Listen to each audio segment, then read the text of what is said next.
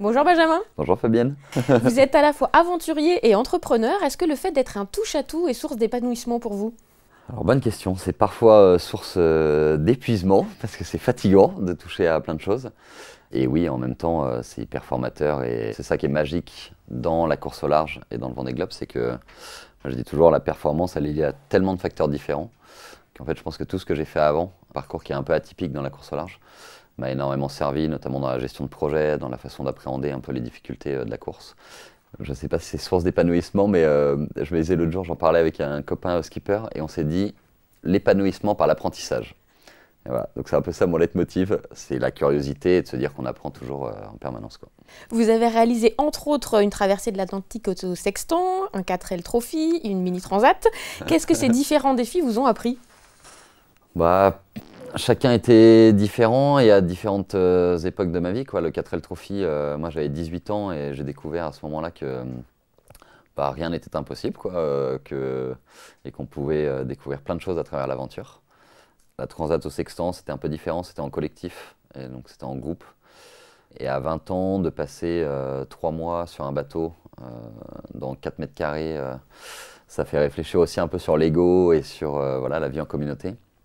Et puis la Mini Transat, c'était très solitaire et c'était pour moi l'accomplissement ultime à ce moment-là parce que c'est le pied à l'étrier de tous les grands marins. Et le fait d'avoir fait une bonne performance sur cette course-là et d'avoir apprivoisé le solitaire, c'est ça qui, moi, m'a fait grandir et fait aujourd'hui que je prépare l'ultime de l'ultime et l'Everest de la course au large avec le Vendée Globe, quoi. Vous avez aussi une entreprise qui s'appelle Imago, un incubateur d'aventure. Pour vous, c'est quoi un bon dirigeant? Qu'est-ce qui le caractérise? Bah, je pense que c'est quelqu'un qui sait s'entourer. C'est un truc que j'ai découvert, c'est qu'on arrive, même en solitaire, on n'arrive jamais à rien tout seul. Et même tout seul sur son bateau, on y arrive parce qu'il y a des gens autour qui se lèvent tous les matins et qui, moi je le vois, m'aident à contribuer à la réalisation de mon rêve. Donc ça, c'est quand même assez extraordinaire. Et donc c'est bien s'entourer, c'est faire preuve d'humilité et de se dire qu'il faut s'entourer de personnes meilleures que soi. Et c'est pas toujours facile à accepter. Et voilà, je pense que l'humilité et bien s'entourer, c'est deux choses assez essentielles là-dedans. Vous parliez des autres. Quelles sont, selon vous, les clés pour bien travailler en équipe? Et ben c'est pas simple, mais je pense que le rire, c'est paradoxal, hein, mais je pense que le rire, la bonne humeur, la joie, et ben en fait c'est ça qui fait qu'on a envie d'y retourner tous les matins. Vous allez vous lancer cette année, vous en parliez dans votre premier Vendée Globe. Comment on se prépare à un tel événement? Bah, c'est très long, et c'est ça qu'on voit peu, c'est que le Vendée Globe, il y a un vrai essor médiatique l'année du Vendée Globe et sur la compétition. Et en fait, on oublie que nous, les marins, on se prépare depuis 4 ans à ça. Et c'est ça qui est paradoxal et qui est très difficile mentalement, c'est que pendant 4 ans, il y a 100% de notre vie qui est dédiée à ça. Le corps, l'âme et l'esprit sont dédiés à cet objectif-là. Et pourtant, on sait que tout peut s'arrêter du jour au lendemain parce que, ben voilà, au bout de 24 heures, on peut taper un conteneur et c'est fini, quoi. Et donc, on se prépare déjà mentalement à affronter ça. On a de la préparation physique, la météo, la stratégie. On passe aussi beaucoup de temps en chantier. Alors moi, pas assez. Je devrais y passer plus de temps et Jean Lecam qui m'accompagne arrête pas de me dire qu'il faudrait que je sois un peu plus au chantier. Mais parce qu'on a plein de choses à savoir et à appréhender, parce qu'on est tout seul sur l'eau. Et donc il faut savoir faire du composite, de l'électronique, de la mécanique, de l'hydraulique, réparer ses voiles. Et tout ça, comme on dit, on apprend en faisant. Et donc il faut mettre les mains dans le cambouis. On passe notre temps à faire tout ça et évidemment à naviguer et à faire plein de courses qui nous préparent au Vendée Globe. Comment gérez-vous la solitude, les hauts et les bas sur un bateau tout seul? Bah moi j'adore ça. Paradoxalement, je suis hyper, enfin je sais pas ce que vous en pensez Fabienne, mais je suis assez, je suis assez jovial et voilà, j'aime bien être entouré dans ma vie de terrien. Mais par contre, je trouve la solitude hyper salvatrice lorsqu'elle est courte et qu'elle est choisie. C'est marrant, mais pendant le confinement, on était beaucoup interrogés, nous les skippers, sur la solitude. Et je disais toujours que ça n'avait rien à voir. Nous, c'est une solitude qui est choisie, qui est désirée, et elle n'est pas du tout subie. Et je pense qu'il y a des gens bien plus seuls, en tout cas qui se sentent plus seuls, là, dans les immeubles juste à côté de nous, que nous quand on est marin autour du monde, parce qu'il y a des dizaines de milliers de personnes qui nous suivent.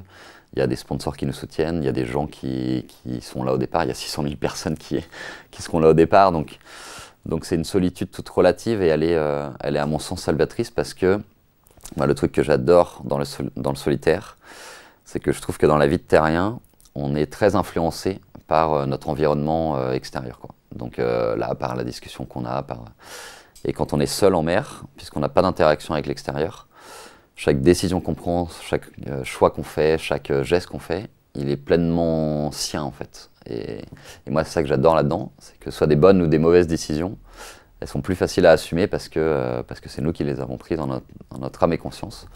Et le seul élément qui perturbe ça, c'est la nature. Et ça, c'est assez magique, quoi. Vous parliez de Jean Le Cam, on vous présente souvent dans les médias comme le protégé de Jean Le Cam. Est-ce que la transmission est clé pour vous afin d'apprendre? Il faudra lui demander. Pour moi, elle est essentielle. Moi, je me suis toujours construit par ça. Et c'est assez marrant parce que j'en parlais avec ma copine il n'y a pas très longtemps. Et en fait, toutes les aventures que j'ai eues dans ma vie, qu'elles soient entrepreneuriales ou sportives, elles ont toujours été initiées et accompagnées par, je ne sais pas si on peut appeler ça comme ça, mais un ancien ou en tout cas quelqu'un qui avait beaucoup d'expérience. Et c'est le cas aujourd'hui avec Jean Le Cam. Il a exactement le double de mon âge. Donc, moi, j'ai 32 ans, donc je vous laisse faire le calcul. Et Jean, il est extraordinaire là-dedans. C'est que c'est pas seulement un mentor pour la course au large, c'est qu'évidemment, il m'a appris à faire de l'IMOCA, qui est ces supports avec lesquels on part sur le Vendée Globe. Mais moi, j'apprends énormément dans les discussions. Voilà, c'est un dîner avec Jean où je vais gagner 10 ans pas seulement en tant que marin, surtout en tant qu'homme aussi. Et pour moi, la transmission, elle est essentielle. Et surtout, je trouve que, je ne sais pas si on peut dire ça, mais moi, je fais partie d'une génération qui a beaucoup critiqué ce qui avait été fait auparavant, les générations d'avant, par rapport à l'environnement, par rapport à l'économie, par rapport à tout l'écosystème qu'on a créé. Et on a beaucoup critiqué ça. Et moi, je suis assez persuadé qu'on arrivera à affronter les enjeux de demain seulement avec les enseignements des anciens. Quel a été son meilleur conseil jusque-là? J'y ai repensé il y a 2 jours. Et il en a distillé un certain nombre, mais je crois que le meilleur conseil qu'il m'a donné, c'est le premier, c'était « reste toi-même ». Et en fait, c'est assez marrant, mais l'année du Vendée Globe, on sent qu'il y a toute une émulation quand même qui grandit par rapport à ça. Et c'est pas toujours facile en fait de rester bien aligné avec qui on est, avec son projet. On vous sent animé, on parlait de la joie de se lever le matin pour aller travailler. Est-ce que garder son âme d'enfant et prendre du plaisir, c'est une des clés de la réussite? Je pense que garder son âme d'enfant, elle est essentielle, et son insouciance de l'enfant. C'est ça que je retiens. Et c'est ça qui me manque dans ma vie d'adulte parfois, c'est que je prends conscience que la vie n'est pas facile. Parfois, on a des difficultés et voilà, au quotidien, quelle qu'elle soit familiale, entrepreneuriale ou autre. Et moi, j'aime bien cette insouciance de l'enfant, et c'est ça que je retrouve en mer. Et évidemment que c'est une clé de la réussite, en fait. C'est qu'avoir cette certaine insouciance, oui, c'est un peu de détachement, c'est un peu de joie, voilà, comme un enfant, quoi. Et moi, quand je suis sur un bateau, j'ai l'impression d'être un gamin de 12 ans qui découvre la mer et qui est hyper joyeux, quoi. Pour finir, qu'est-ce qu'on peut vous souhaiter pour ce premier Vendée Globe? De le finir. Voilà. La réussite, elle sera évidemment là. Un premier Vendée Globe, ça se termine. Merci beaucoup, Benjamin. Merci.